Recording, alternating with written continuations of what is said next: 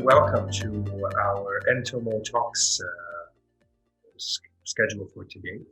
We are having someone who's a very good friend of mine, as well as someone who's very well known in the industry. He's the former head of talent and learning for RAK Bank, a major bank in the United Arab Emirates. He's at the moment, he had left recently RAK Bank to do his own thing in the HR space, as well as helping a lot of organizations get better at what they do. He has done, of course, a tremendous job at the bank that he was, and of course, in his 30 plus years experience, ranging from the United Kingdom, Qatar, and the UAE in major roles. I won't go too far into his details of his experiences because that would take up the whole 15 minutes that we have today. But I will say that he is a very well versed as well as knowledgeable person in what we're going to talk about today. So Craig, thank you very much for joining us today and being part of these series. Thank you for inviting me to join you, Omar. My absolute pleasure. Always an honor to have you on. So I want to go in a certain direction when it comes to the questions because in today's world we're very much in tune with the health aspect of the organization. But before that, maybe you can give us a quick 1 or 2 minutes of what you feel the enterprise of tomorrow would be, and maybe delve into a little bit of what you've done in the past with the organizations that you've been with, that has excelled them, and how you've helped them excel in that regard. Yeah, no problem. I think you touch on a really valid point around health and well-being. And I think that should be quite rightly front and centre of any leader's mind at the moment in terms of teams they look after and manage. As a recent COVID recoverer, if there is such a word, I think I've learned a lot about myself and the humbling experiences that disease actually brings. And I'm still kind of getting to the back end of that now. But what it made me realise was some of the core fundamentals in life that we take for granted. And you'll understand my point with this, just breathing, just being able to breathe properly and clearly. When that's taken away from you, you realise the fundamentals of life again. So almost I had a personal reboot over the last 6 weeks, which has made me realise a new sense of purpose, a new sense of direction. And that's one of the reasons why I volunteered to come and join you today, because all of the things you're talking about and new enterprises and stuff, it's got to be front and center of leaders' minds in terms of how they operate, how they think, and how they adapt and change. I think from an introduction perspective, and just so everybody that's viewing this understands, I spent a majority of my career in London, as you quite rightly said, experiencing business. I'm a businessman by trade, but then fell into HR through sales and sales training, and then progressed the career with some expert advice from my mentor into the wider HR space, and had some wonderful experiences. And one of the things I learned from that, from doing it right and from doing it wrong, was the importance of change and change management and change leadership. And I think the transition to the Middle East was a real baptism of fire for me. It really enlightened me in terms of the core skills that I had to use in London, and how I had to adapt and change those to fit into the different cultures of how I lead and manage teams, and ultimately productive for the business. It's quite interesting. I've got a kind of analogy that I use on this, and I think if you think about purpose-orientated leaders equals purpose-orientated teams, and hopefully that's quite self-explanatory. But for me, if you've got a leader at the top, if you've got somebody that really is passionate about that business, that natural energy feeds through all of the senior team, leadership teams, and all of that wonderful stuff. So people really do start to feel a purpose of belonging in an organization. In terms of another little analogies, I'm full of these. Hopefully this makes sense. But as a leader, something that you should have constant focus is on performance.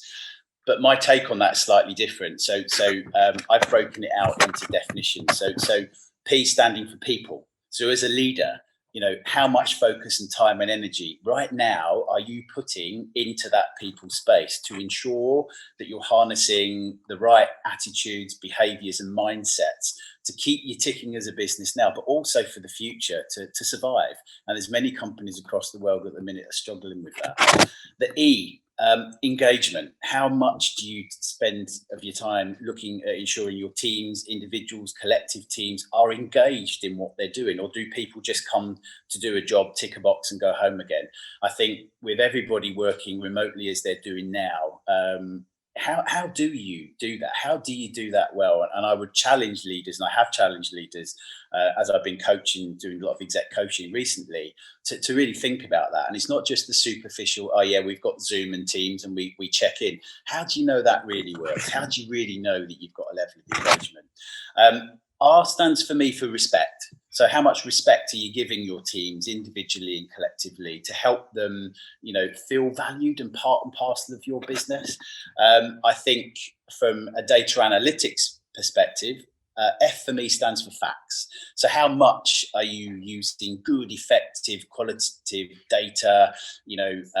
All the metrics that great companies like yours provide. How does that really help the business, and where does that sit as a priority within what you're doing? I think.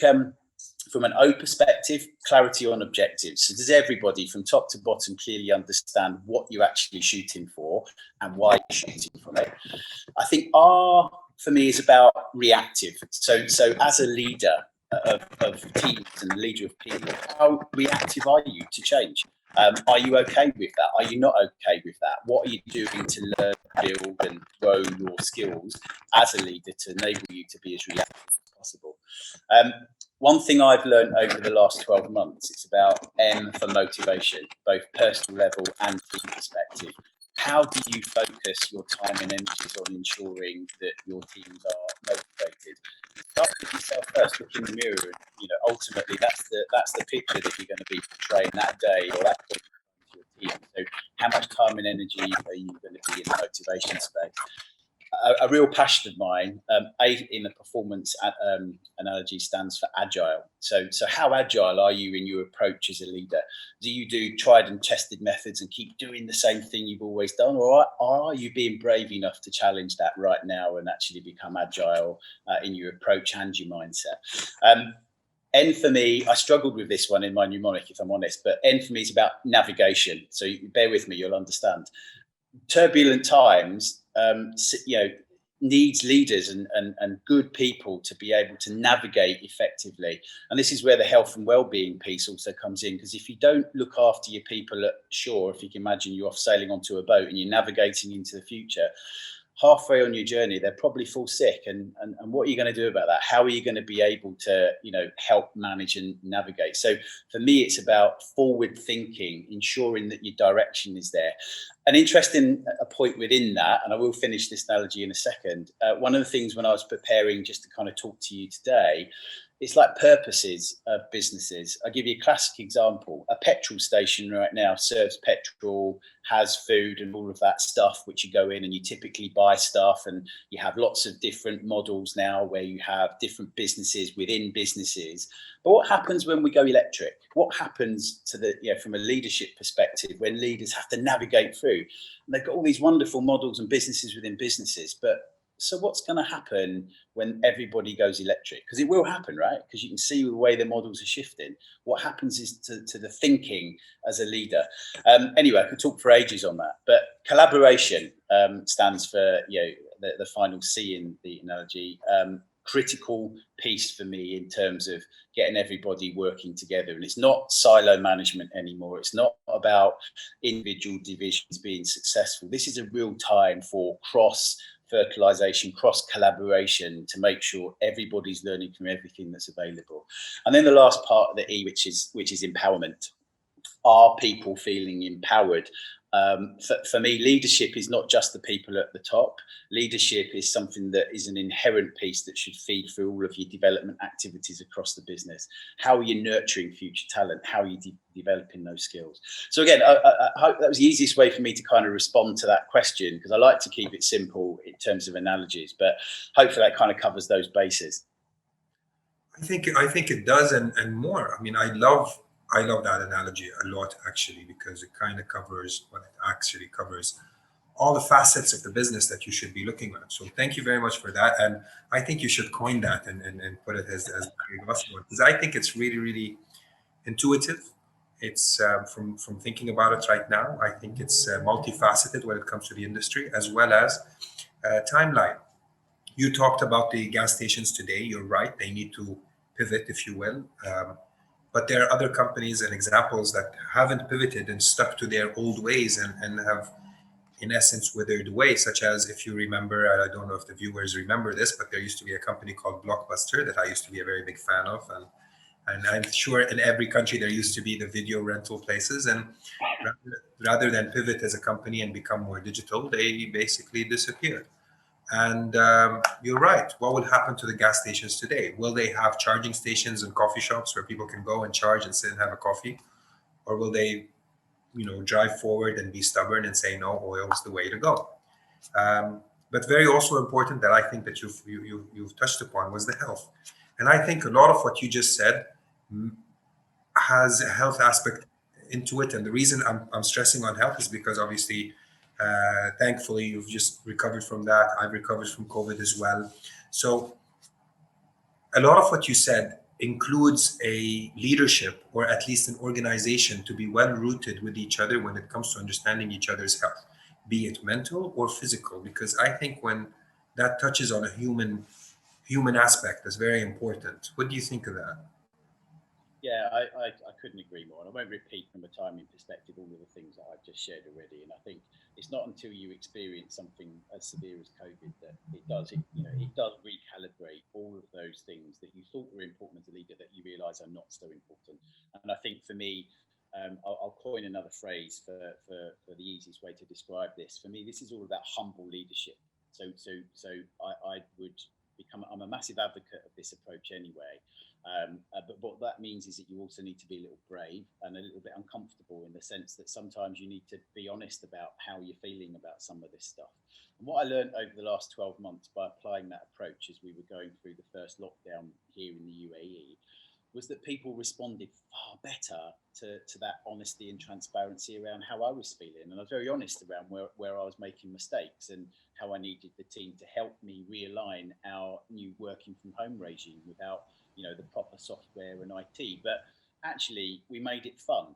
The team helped me shape the culture that we wanted to create. We actually had all of the right levels of discussions and just very honest about it. And I think it's not until something like that happens that you realize the power of team empowerment. And I would absolutely stand by this to say that my team's performance last year in my previous role increased as a result of them feeling properly empowered, part of something that we didn't really know what was the end result was going to be, but they felt part of something and wanted to do their best to help us succeed. But we didn't really know what that was going to be at that time.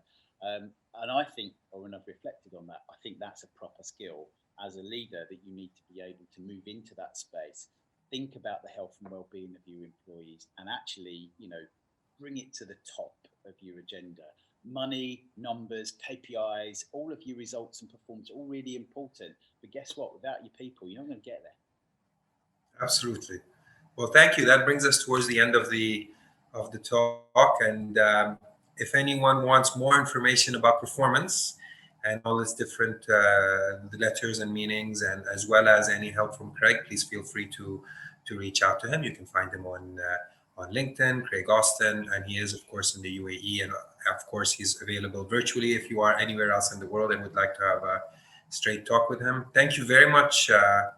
Mr. Craig, as always, it's been a humbling experience to sit with you, and you've, of course, taught me a lot today. And I look forward to future meetings with you on a personal level. Craig is a very good friend of mine and a very good mentor of mine as well. Thank you again. I wish you all the best going forward. Yeah, thank you, Omar. Thank you for the very, very lovely tribute at the end there. The pleasure was all mine. Absolutely love being part of what you do. And in terms of your leadership, I think you're a true testament in terms of some of the key things that I've kind of talked about already here today. So my absolute pleasure, and more than happy to speak to anybody that wants to make contact and really be able to go into much more depth at that point in time. Thank you. Wonderful. Thank you, everyone, and have a wonderful rest of the day, evening, or wherever time you're in. Thank you.